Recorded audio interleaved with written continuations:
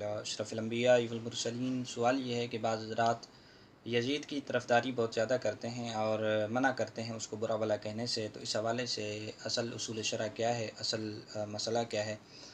تو یاد رہے کہ یہ سوال بڑا جو ہے وہ پرانا ہے۔ شریف اللہ قمجدی رحمہ اللہ ہمارے اکابرین میں سے گزرے ہیں جنہوں نے بخاری شریف کی شرح بھی لکھی ہے، تو ان سے بھی یہ سوال ہوا تھا، انہوں نے جو اس کے متعلق جواب پیش کیا ہے وہ آپ کے سامنے میں پیش کرتا ہوں۔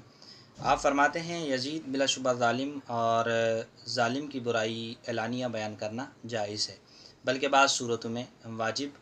قرآن مجید کی آیت ہے، اللہ تعالیٰ ارشاد فرماتا ہے لا يحب اللہ الجہر بالسوء من القول الا من ظلم۔ اللہ تعالیٰ برائی کو کھلم کھلا بیان کرنا پسند نہیں فرماتا، مگر مظلوم اگر ظالم کی برائی کرے تو کوئی حرج نہیں۔